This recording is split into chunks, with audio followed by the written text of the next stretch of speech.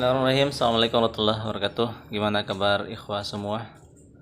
Alhamdulillah sekarang kita bersama pengurus SPM Sahabat Palestina Memanggil. Kali ini kita akan mencoba membahas lagi tentang kejadian di Masjid Al-Aqsa biar lebih jelasnya. Sebelum kita masuk ke pembahasan, kita dengar dulu, lihat dulu video ini. نعم عفوا نجوان سأقاطعك فقط نريد هذه هي إذا صور من داخل المسجد القبلي والصور المواجهة والهجوم على المعتكفين داخله. نترككم مع الصور.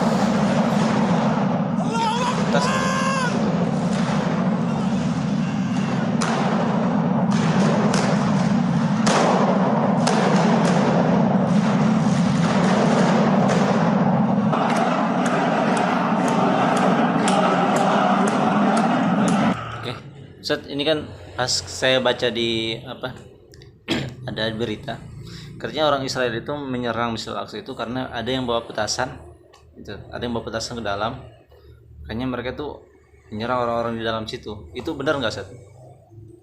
Iya, soal kebenaran apa tidak itu kan pengakuan dari kaum Yahudi. Bisa jadi ini sebagai sebagai alasan ya mereka untuk masuk. Yang jelas hari Rabu itu mereka menyerang di dalam Masjid Al-Qibli. Kan Al-Aqsa itu luas ya, ada Qubatus Sohro, ada Qibli. Nah, Qibli ini adalah masjid pertama kiblat pertama ya kaum muslimin ketika baginda Rasulullah dan para sahabat menghadap ke situ. Dan mereka berniat ingin merayakan hari raya Paskah. Berarti dalam masjid itu luas ya, bukan cuma yang ada emasnya itu ya? Ya. Masjid itu kurang lebih 14 hektar ya luasnya. 14 ini adalah bagian Al-Qibli, ini adalah bagian masjid.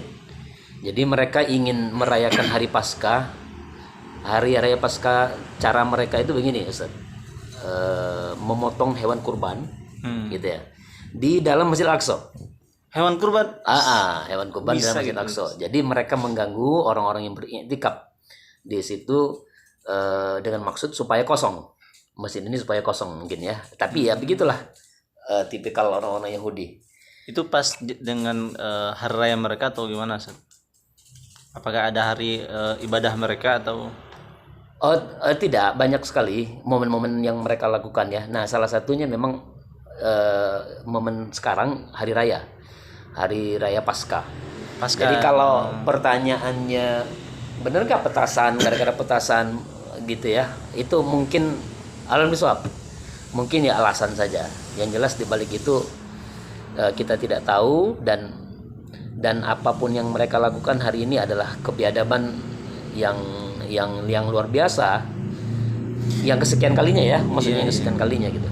Apakah ini khusus di bulan Ramadan saja mereka seperti ini, atau memang tiap hari yang lain?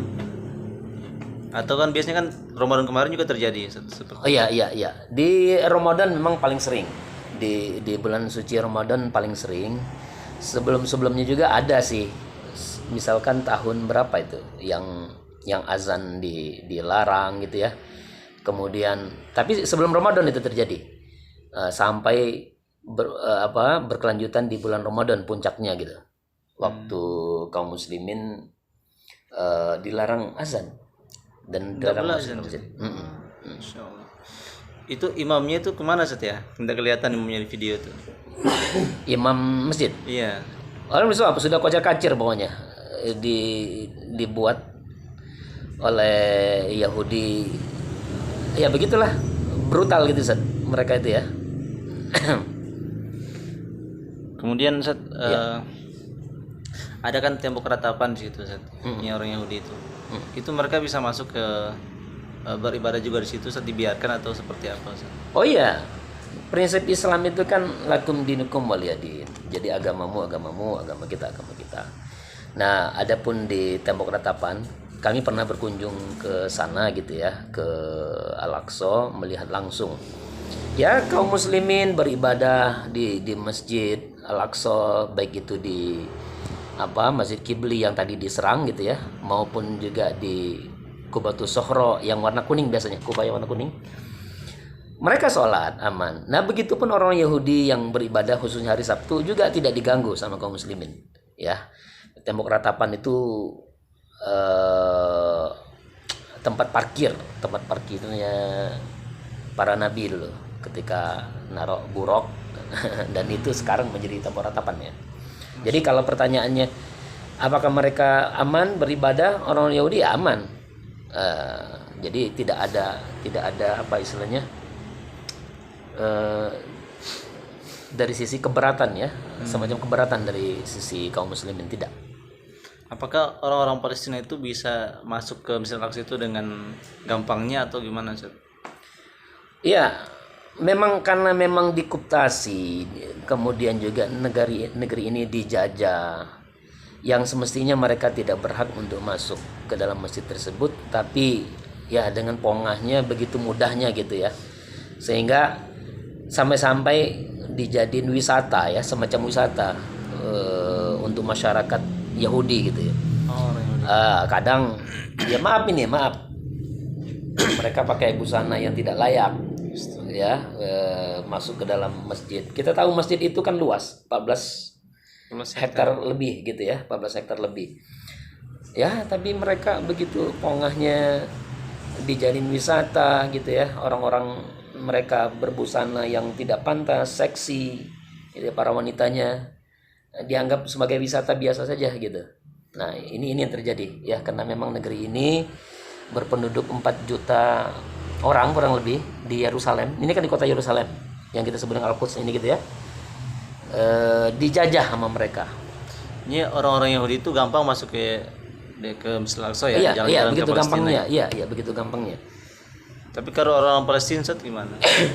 Nah, untuk orang-orang Palestina bisa masuk ke dalam gitu ya, tapi dalam pengawasan mereka. Jadi ada beberapa pintu luar, pintu di dalam gitu. Nah, di luar maupun di dalam itu dijaga sama tentara Israel gitu ya. Ya artinya bagi kaum muslimin kalau mau masuk itu ketat, termasuk para pelancong. Ini orang pelancong tuh Indonesia bisa, Malaysia selain bisa, orang Palestina. ya selain orang Palestina juga bisa masuk ke situ. Ya tapi tadi suka diganggu. Kadang terutama di bulan Ramadan ya, sering sekali gitu. Hampir setiap tahun di bulan Ramadan mereka diganggu ibadahnya gitu ya. Di hari-hari yang lain misalkan hari Jumat itu sering juga ya. Hari Jumat. Sempat saat orang lagi khutbah diserang. Nah, iya. Jadi enggak terus ininya apa? Khutbahnya enggak diterusin. Ya, tidak diterusin. Jadi bubar. Segitu ya. Begitulah keadaannya ya, yang terjadi. Untuk masuk ke Palestina itu caranya gimana, Ustaz? Lewat mana biar? Oh ya, kalau kita mau masuk ke Palestina, terutama di Yerusalem, hal yang paling mudah dan dekat itu lewat Jordan. Nanti lewat Jordan kita pakai visa Israel gitu ya, lewat tepi barat deh. Lewat tepi barat, bordernya visa Visa Israel. Nanti masuk. Berarti tidak ada visa Palestina, Ustaz ya? Tidak ada visa Palestina. Kita masuk ke situ. Nanti kurang lebih 3 jam ya dari tepi barat sampai ke Yerusalem. Ya perlu teman-teman ketahui bahwa banyak sekali kota-kota yang ada di Palestina. Ada Yerusalem, ada Ramallah, kemudian ada Jericho, ada Hebron, masih banyak lagi. Ada Gaza juga ya, Gaza itu kurang lebih 45 kilo dari Yerusalem, dari Masjid Al-Aqsa jaraknya. Nah kalau mau ke Gaza lebih dekat lewat jalur Gaza itu Egypt, Mesir. Dan Mesir. Tapi boleh masuk lewat Mesir? Banyak sering tidak bolehnya karena itu kan bordernya Egypt ya, Iya, iya. Sisi. Sisi. Iya, Militer saja ya. militer juga, militer Mesir. Ustaz, tentang keutamaan sholat di Masjid Al-Aqsa itu gimana Ustaz, keutamaannya itu? Biar teman-teman yang lain kan bisa tertarik gitu ke sana.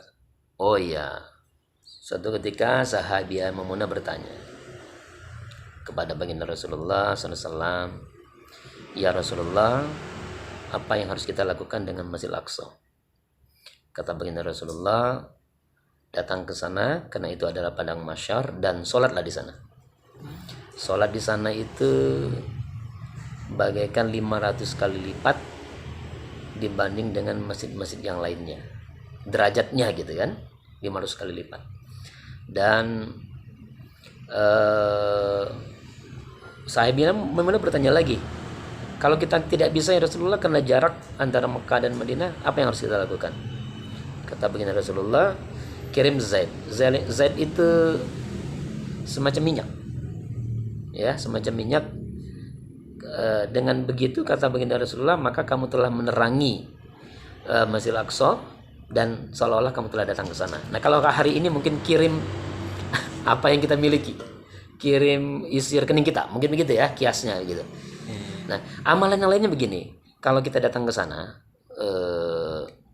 Ustadz Ayul, ya, ada doa yang sangat masyhur dari Nabi Sulaiman alaihissalam begini. Salah satu bunyi doanya itu, ya Rabbi, siapapun yang masuk ke dalam Masjid Al-Aqsa, gitu ya, jadikan mereka seperti bayi, seperti mereka dilahirkan kembali, begitu ya. Artinya dosa-dosa mereka rontok.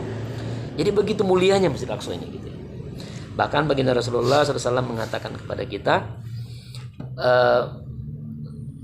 diutamakan kita melakukan 3 tempat perjalanan, gitu ya. Tujuan, satu itu adalah Masjid Haram, yang kedua adalah Masjid Nabawi, dan yang ketiga adalah Masjid Al-Aqsa. Jadi luar biasa gitu ya. Ya, mungkin Itu bisa satu kali sholat sana tuh berapa kali Ustaz pahalanya? Oh ya, 500 kali lipat ya dibandingkan dengan masjid-masjid yang lainnya. Selain Masjid Haram dan Masjid Nabawi. Kalau Nabawi Masjid Haram kan 100.000 ya. 1.500. 1.500. Iya, Masjid Nabawi 1.000. Kalau Ustaz, kan itu Israel itu sudah menguasai semua Palestina atau seperti apa?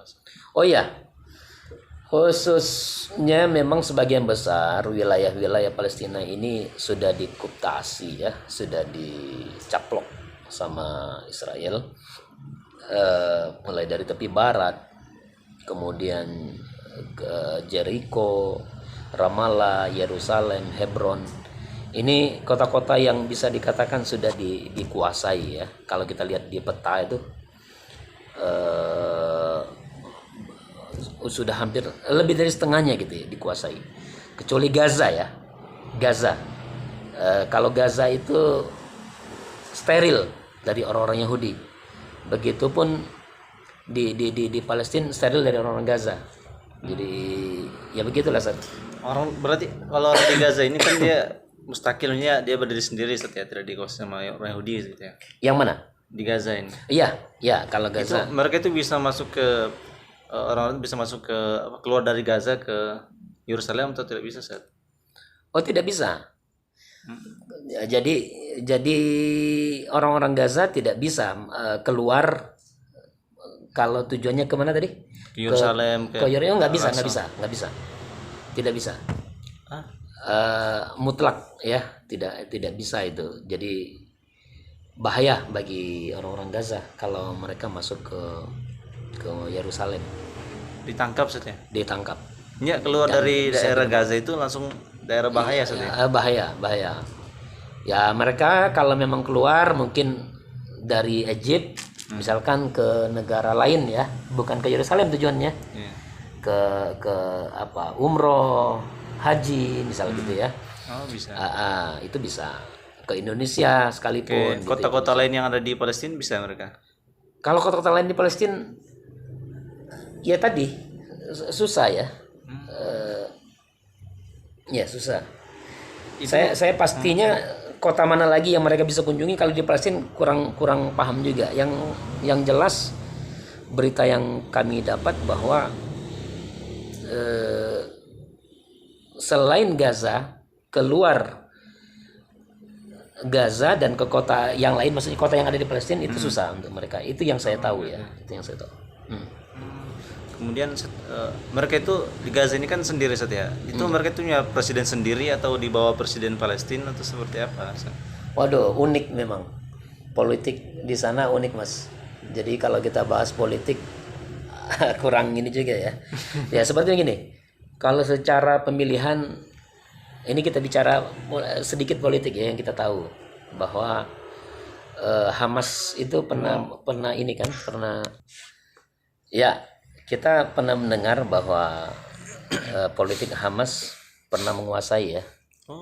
Ya, pernah menang dalam pemilihan di Gaza atau di Palestina? Di Palestina. Di Palestina. Jadi kalau mereka itu kan sistem pemerintahan parlementer ya. Cuman ya uniknya begitu. Walaupun menang tetapi secara penguasaan pemerintahan tidak otomatis menjadi presiden. Begitu. Perdana Menteri. Iya, tidak otomatis menjadi perdana menteri gitu ya. Kita tahu Mahmud Abbas kalau nggak salah. Iya, itu kan bukan dari Hamas ya. Iya. Lawan politik gitu kan. Ya begitulah. Jadi saya kurang mendalami juga kalau bicara tentang politik ya? Ya, politik Palestina. Kalau pemasukan makanan ke Gaza itu kan Gaza cuma daerah kecil saja ya. Iya. Paling 20% dari itu seperti apa Ustaz? Listrik, air itu apakah mereka gampang memakai seperti di Indonesia atau tidak? Iya.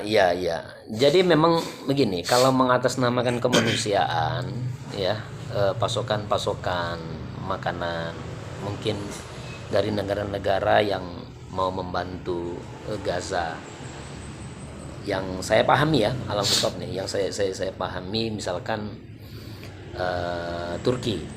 Ya kan, Turki itu punya perjanjian secara kemanusiaan dengan Israel. Jadi mereka juga mungkin bisa masuk, bukan mungkin, tapi bisa memasuk pasokan sembako misalnya gitu ya. Begitupun masalah listrik, mereka itu 4 sampai 8 jam ya per hari. Itu jam. Pakai generator besar yang ada di Palestina gitu. Pakai generator dan pasokannya juga bisa dari mana, dari Israel ya, dari pemerintahan di sana, tapi mereka dijatah pasokan listrik yang ada di Gaza. Dari Israel berapa jatuhnya Ustaz? Biasanya 8 jam aja atau 8 jam itu maksimal kalau tidak salah ya. 8 jam itu maksimal. Berarti siang tuh ada lampu Ustaz? Bisa siang nggak ada lampu, bisa malam. Ya Allah. Ya. Berarti kalau nyuci baju Ustaz ya tunggu. Cuci manual aja lah. Kemudian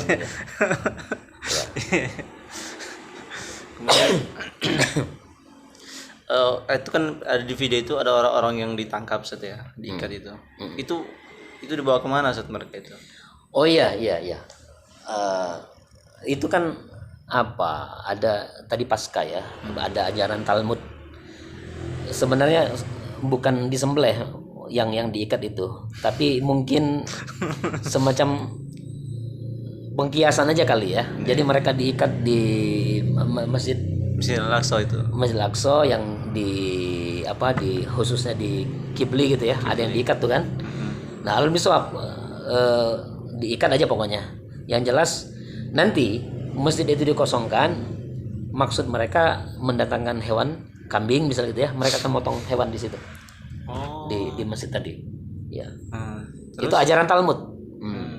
Itu mereka habis diikat itu dibebaskan tuh di penjara Ustaz. Nah, macam-macam. Kalau kisah yang kita dengar ada yang dipenjarakan kemudian bertahun-tahun gitu ya lamanya. Al-miswab, anak kurang paham juga kemana. Itu kan video-video yang lama itu kan banyak rumah-rumah dihancurkan Ustaz. Ya. Nah, itu rumah di bagian mana Ustaz? Di Al-Aqsa atau di Gaza atau di mana Ustaz? Ya, rumah-rumah itu kan ini ya, saya lupa nama-nama wilayah penghancurannya gitu. Yang jelas begini, ada kisah yang sangat memilukan dan sekaligus memalukan mungkin. Penduduk sedang keluar ke mana gitu ya, keluar rumah. Saat dia pulang, ternyata sudah ada tentara Yahudi di situ. Dan tentara itu mengatakan, pergi kamu gitu kan, karena ini ada rumah saya. Jadi ngaku-ngaku gitu ya, ngaku-ngaku ya artinya ngusir dengan cara dipaksa ya, dengan kekuatan militer mereka gitu. Ini rumah saya. Oh begitu. Nah yang dihancurkan juga macam-macam modusnya itu. Dihancurkan begitu saja gitu ya, paksa semuanya juga. Dipaksa gitu ya sama mereka, dan itu demi perluasan kependudukan mereka. Demi perluasan pemukiman untuk mereka ya, seperti di Ramallah misalkan kan udah sebagian besar tuh. Iya. Seperti kemarin yang diserang oleh Hamas ya, kita lihat ada videonya juga. Iya, ada video balasan ya. Mungkin ini biasanya tipikal tentara Hamas yang saya tahu nih ya, yang saya tahu itu tidak tidak sebrutal itu, kecuali terpaksa. Ya kita melihat kejadian saudara kita yang ada di mana tuh, di Masjid Al-Aqsa. Nah, Kibli, kemudian tidak lama kemudian ada di video, boleh dicek juga kebenarannya gitu kan. Ada balasan kan? Ada balasan roket Hamas ya di pendudukan Israel. Mungkin ya supaya Israel ini stop gitu ya melakukan kekerasan terhadap kaum muslimin, supaya mereka juga sibuk gitu mengurus rakyat mereka gitu, rakyat sipil mereka. Mungkin itu ya secara psikologis apa yang dilakukan oleh Hamas begitu mungkin Mas ya. Ustaz. Itu Ustaz, di sekitaran Masjid Al-Aqsa itu penduduk Yahudi itu atau penduduk Muslim Ustaz, pas di samping Masjid Al-Aqsa itu? Campuran. Jadi ada pintu yang sangat terkenal Ustaz. Di mana? Di Al-Aqsa itu ya, dari 15 pintu ya. Ada namanya pintu Al-Maghribah. Maghribah ini berarti kan dari mana itu? Maroko ya. Dari Maroko. Mereka itu adalah para pengungsi Maroko yang tinggal di situ. Bahkan mereka punya satu pintu khusus gitu ya, namanya Maghribah. Nah, kita tahu 1967 Israel mulai masuk dari situ. Dari situ kemudian mereka mulai meringsek masuk gitu kan. Sampai dengan 1968, 1969 ada pembakaran apa tuh? Pembakaran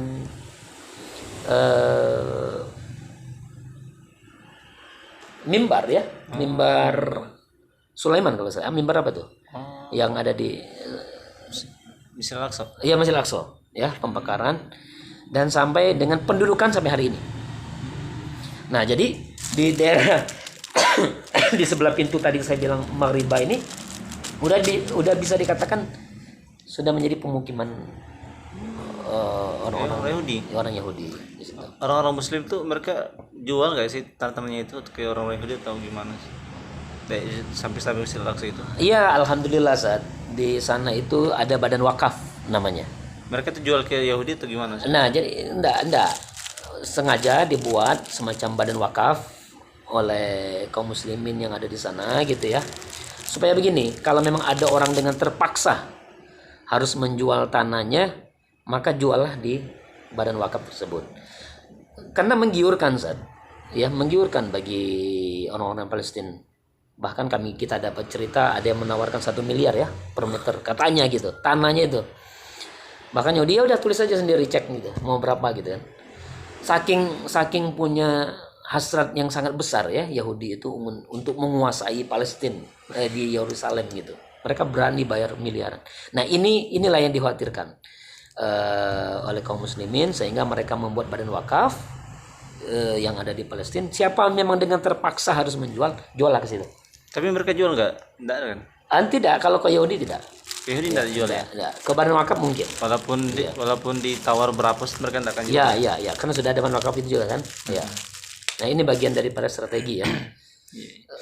Itu kan ada kisah itu mereka itu menggali apa namanya? Nipak. Bukan. Nipak Namanya itu ya. Ya. Yang di misalnya itu digali ke bawah itu. Ya, Cari- ya. Napak. Ya. Benar nggak satu mereka? Ya, jadi modus operandi ya yang dilakukan oleh mereka itu membuat terowongan-terowongan besar yang diameternya itu besar, tingginya berapa meter gitu kan, kemudian lebarnya juga gitu kan.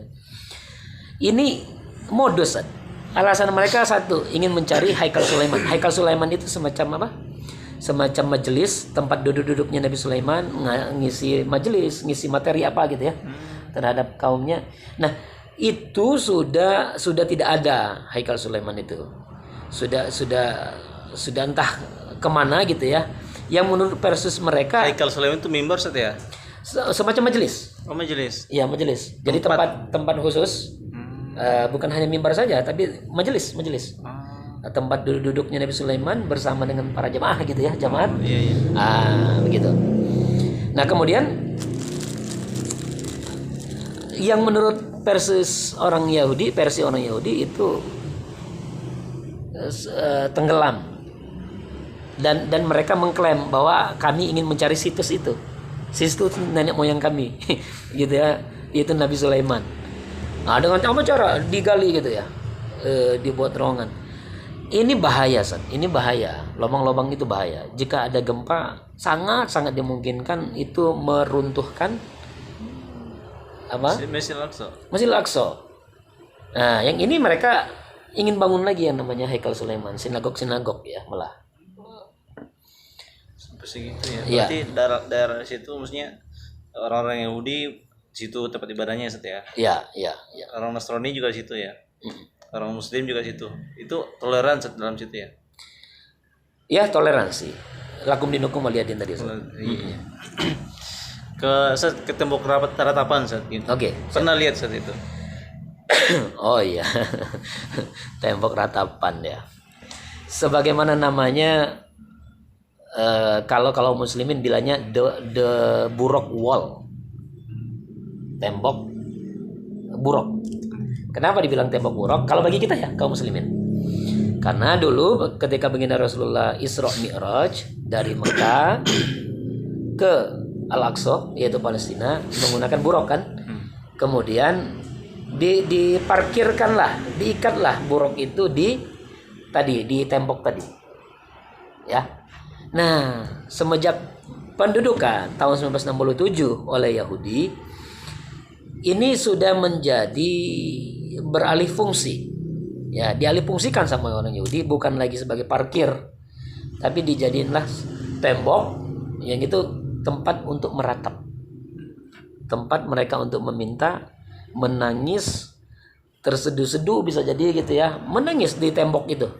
Bahkan mereka mungkin menulis harapannya apa gitu ya, ditulis kemudian ditempel di tembok gitu. Saya melihat langsung bagaimana cara ibadah mereka menghadap tembok, ngangguk-ngangguk mungkin ya di depan tembok. Lah ini kita bagian ini lakum dinukum waliyadin saja ya. Yeah. Nah, tapi bagi kita kaum muslimin ini satu pesan mungkin dari saya ya. Kita ini kan zaman apa sih? Zaman medsos. Yeah. Ada Facebook, ada WhatsApp. Kadang ada istilahnya story gitu ya. Kita buat story itu di WhatsApp gitu. Ya mbok lah kalau mau menulis itu jangan yang sedih-sedih gitu Ustaz. Jangan nangis, meratap gitu kan. Bla bla bla. Kenapa? Hampir khawatir. Yang namanya Facebook itu kan walls juga kan, dinding juga kan. Yeah. Hanya bentuknya digital. Lah kalau kita nangis di situ nanti Iya. Nah, saya jadi ingat itu peristiwa. Mirip orang Yahudi. Saya tidak bilang itu Yahudi ya. Iya. Tapi ya sebaiknya memang sebagai kaum muslimin janganlah meratap di mana di medsos, ya enggak? Di walls itu gitu kan. Ya, kita tidak mengatakan itu ibadah orang Yahudi, bukan. Tapi jangan. Dan bahayanya juga kalau kita meratap menjadi mangsa-mangsa orang yang tidak bertanggung jawab gitu kan. Apalagi misalkan seorang istri tentang suamiku begini, nah itu kan rahasia keluarga. Itu laki-laki yang ya maaf ya katanya ada istilah buaya gitu kan. Itu bisa sangat mungkin masuk lewat ratapan seperti itu, Ustaz.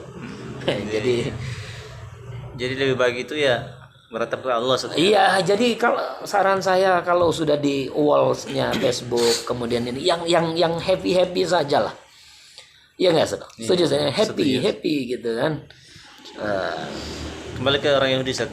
Iya. Ini kan jadi juga di zaman sahabat ada orang Yahudi ya, yang mana orang Yahudi ini tergolong licik lah. Ya. Yang mana ketika Nabi dan sahabatnya itu hijrah ke Madinah, dan ketika itu ada satu sumur. Ya. Orang kehausan hanya punya satu sumur, dan itu punya orang Yahudi. Ya. Nah, dan mereka itu politiknya jalan, Set. Ya. Tahu lah kalau monopoli, Set ya. Iya, iya. Jadi kalau banyak cuma punya dia sendiri pasar, banyak yang datang, diangkat harganya, Set. Iya, iya. Nah, orang Yahudi kan seperti itu. Tapi pedagang yang paling sukses orang Utsman bin Affan, ya, dia bisa melebihi liciknya orang Yahudi, maksudnya kepintarannya itu lebih. Ya. Jadi bagaimana dia ingin beli sumur tapi tidak dikasih, akhirnya dia katakan hari ini saya beli, besok untuk saya tidak beli, maksudnya saya harus hari. Ya. Maka dibeli sama Utsman bin Affan. Akhirnya karena Utsman bin Affan ini dia mau cari akhirat, dan memang pemikirannya ini bukan pemikiran orang Yahudi, bukan cari untung dunia. Ya. Akhirnya ketika harinya Utsman bin Affan itu digratiskan, Zat. Ya. Sementara kan harinya orang Yahudi itu harganya mahal, Zat. Ya. Akhirnya ketika datang harinya Utsman bin Affan, orang muslim itu datang semua ambil. Bahkan ada yang naruh di ini sediakan untuk besok. Iya, iya. Akhirnya di harinya orang Yahudi, ya, nggak ada yang datang. Sampai segitunya. Ini memang kepintaran Utsman melebihi.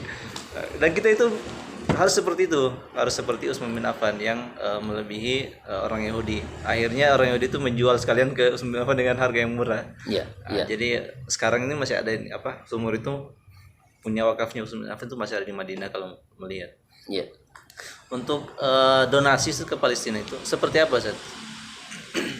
Donasi ya. Kalau ada orang pingin sumbang kan, karena Ya. Terkait dengan donasi ya, SPM adalah Sahabat Peduli Memanggil yang memang core-nya adalah kemanusiaan ya. Bukan untuk membeli peluru, bukan untuk membeli roket, bukan. Banyak sekali pengungsi-pengungsi, Zat, terutama yang ada di Jordan dan juga di Palestina. Yang paling banyak itu di Jordan. Menurut data tahun 2019 kalau tidak salah, itu 6 juta lebih ya yang resmi tercatat oleh UNRWA, PBB ya, bahwa yang secara resmi terdata 6 juta. Nah, kami SPM ini alhamdulillah kerjasama ya dengan UNRWA. UNRWA ini adalah lembaga kemanusiaan di bawah naungan PBB gitu ya. Ini atas inisiasi dari KBRI yang ada di Jordan. Itu yang pertama. Yang kedua, kami juga kerjasama dengan Hayat Yolu yang ada di Turki ya, yang ada di Turki. Kurang lebih di Turki itu pengungsi ada 4 jutaan ya. Data pasnya ya kita harus lihat. Tapi ini perkiraan saja orang Palestina ya yang ada di Turki. Nah, Hayat Yolu ini alhamdulillah sama Erdogan, di Presiden Erdogan ya, Perdana Menteri apa Presiden Erdogan ya, diboleh ya untuk melakukan kegiatan kemanusiaan di situ. Nah, kami kerjasama juga dengan Hayat Yolu. Jadi ketika ada bantuan-bantuan ini, saat biasanya kami kami transfer lagi nanti ke rekening mitra gitu ya, yang ada di mana, di Jordan dan juga yang ada di Palestina. Nah, sesekali memang kami datang juga, saat kami datang melihat langsung gitu ya, mendokumentasi bantuan-bantuan tersebut. Jadi ada 2 cara biasanya kami itu, bisa ditransfer dan juga kami datang membawa donasi ke sana. Nah, adapun waktu saya ke Palestina, alhamdulillah ya berhasil, dan itu juga membawa donasi. Di sana ada lembaga kemanusiaan juga, ketuanya itu Dr. Abir ya, Dr. Abir. Dr. Abir ini dia seorang pejuang kemanusiaan, mendapat beasiswa dari KBRI yang ada di Jordan sampai dia menjadi dokter. Orang Palestina saja ya? Orang Palestina asli. Nah, kemudian dia berjuang ya untuk kemanusiaan yang ada di Palestina, di Yerusalem, di Yerusalem. Nah, jadi begitu Ustaz. Kita nggak mungkin kalau ngumpul kemudian nggak ada kemitraan ya langsung ke sana, nggak mungkin Ustaz. Kalau langsung ke sana Wah, salah. Salah. iya. Tembak itu ya. Kayak Jadi, dulu pernah terjadi ya. Oh, dulu pernah Turki. Turki bawa bantuan kemanusiaan, kemudian kapalnya diserang kan? Iya, yang lewat kapal itu. Di Marmara ya maksudnya. Ya itu. Pernah Bahaya kejadian. ya, yang sangat bahaya kalau kita bawa langsung ke sana. Oh, sangat bahaya. Sangat bahaya. Sehingga ada perjanjian tadi sehingga ada perjanjian bahwa kalau ada perjanjian tadi ekonomi Iya. dan kemanusiaan ya, Turki itu. Kayaknya lebih bagus kita nitipkan donasi itu langsung lewat SPM. Ini langsung saya taruh di sini nomor rekeningnya itu bisa dikirim. Iya. Insyaallah. Ya mudah-mudahan seperti tadi Ustaz ya. Kalau tidak bisa sholat ya setidaknya bisa kirim Z ya. Ya kirim Z. Ya, Kirim Z. Kirim apa yang kita punya ya. Itu sama saja kita telah berkunjung ke sana. Insyaallah. Apalagi di bulan Ramadan ini Ustaz berlipat insyaallah ya. Ininya berlipat ganda ininya. Berlipatkan. Ya, terima kasih karena sudah setengah jam saat ini. Ya. Tidak terasa Ustaz. Kita tutup ya, mudah-mudahan ada manfaatnya. Amin. Dengan ucapan alhamdulillah. Alhamdulillah. Ustaz ada tutup ada. Oh, sudah cukup. Oh, iya. Assalamualaikum warahmatullahi wabarakatuh. Waalaikumsalam warahmatullahi wabarakatuh. Sallallahu alaihi wasallam.